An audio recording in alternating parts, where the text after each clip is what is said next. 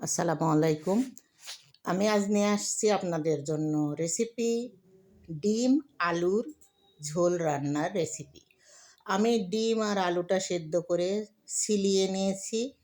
নেবার পরে এই যে এখানে একটা কড়াই গরম হতে দিয়েছি। দেবার পরে তেলটা গরম হয়ে আসলে আমি 3টা ডিম ভেজে নিচ্ছি।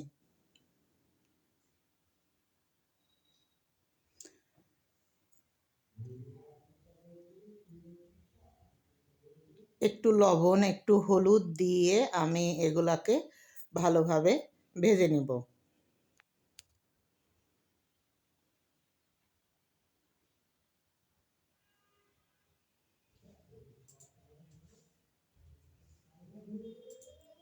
ভালোভাবে ভাজা হয়ে গেলে আমি উঠিয়ে নিলাম।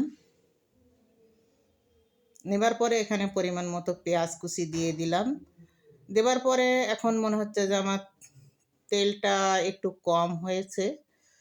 তারপরেও আমি এখানে বাটা মশলা দিয়ে মশলাটাকে ভেজে নিলাম। মশলাটার কাঁচা গন্ধ দূর হওয়া পর্যন্ত ভেজে নিয়েছি। নেবার পর একটু সামান্য পরিমাণ পানি দিয়ে দিয়েছি। দিয়ে এবার মশলাটার পানি শুকিয়ে আস্তে আস্তে আমি বাকি মশলাগুলোও এখানে দিয়ে নিব।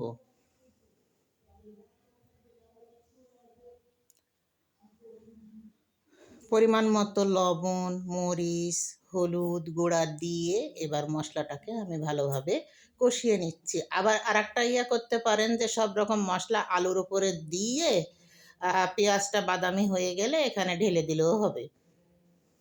আমি এবার সম্পূর্ণ আলুগুলা দিয়ে দিলাম।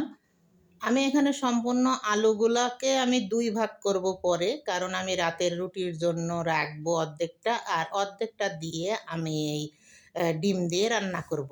তো এই সময় গরম মশলাটা আমি মিক্সড করছি না, পরে গরম মশলা অ্যাড করব। যেটা রুটির তরকারি সেটাতে গরম মশলা লাগবে না, ওটাকে উঠিয়ে ফেলবো।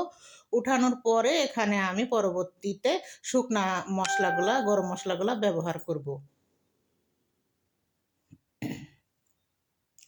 এই যে আমি এখান থেকে আলুগুলাকে উঠিয়ে নিলাম। এই সময়টাতে আমি চুলা বন্ধ করে দিয়েছিলাম, দিয়ে আলুগুলাকে উঠিয়ে নিলাম। আর এই যেভাবে আমি আলুগুলা ভেজে নিয়েছি, এইভাবে যদি আলুগুলা ভাজেন তাহলে আলু সেদ্ধর পরে একটা কেমন একটা গন্ধ থাকে, সেই গন্ধটা দূর হয়ে যায়, তাহলে পারফেক্ট হয় রান্নাটা। তাই জন্য আমি বেশ কিছুক্ষণ সময় ধরে আমি আলুগুলাকে ভেজে নিয়েছিলাম। আর এখানে যে দিয়ে দিলাম শুকনা গরম মশলা। এখানে দিয়ে দিয়েছি 3টা সাদা এলাচ, একটা কালো এলাচ, 2 টুকরা দারচিনি ও একটা তেজপাতাকে 2 ভাগ করে এখানে আমি দিয়ে দিয়েছি। দিয়ে এটা আলুটাকে আমি কষিয়ে নিলাম। এই সময়টাতে আমি চেক করে দেখে নিয়েছি লবণটা একটু কম মনে হচ্ছে, লবণ ঝাল এই সময়টাতে আমি দিয়ে দিলাম। আর আলুর তরকারি একটু ঝাল ঝাল হলেই ভালো লাগে।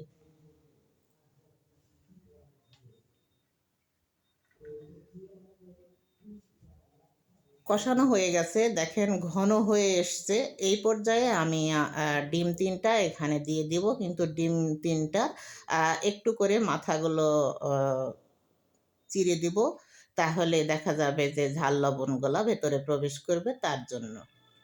এভাবে 3টা ডিমকেই আমি কেটে নিয়ে দিয়ে দিয়েছি। দেবার পর এখন এটা আরেকটু নাড়াচাড়া করে নেব, নিয়ে ফাইনালি এখানে আমি পানি ব্যবহার করব। তারপর যেরকম রাখবো ঠিক সেই রকম রেখে নামিয়ে নেব। জিরার গুঁড়া, ভাজা জিরার গুঁড়া দিয়ে নামিয়ে নেব।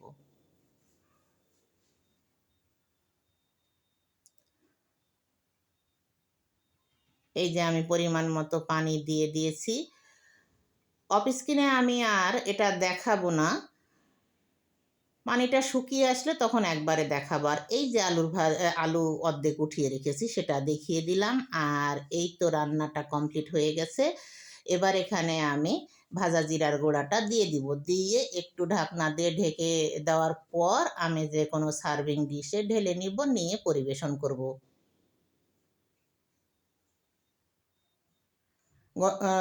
জিরা গুঁড়াটা, ভাজা জিরার গুঁড়াটা দেওয়ার পরে সেন্টটা যদি বাহির হয়ে যায়, তাই জন্য একটু ঢেকে দিয়েছিলাম। তারপরে এই যে আমার রান্না কমপ্লিট হয়ে গেছে। আজকের মতো আল্লাহ হাফেজ।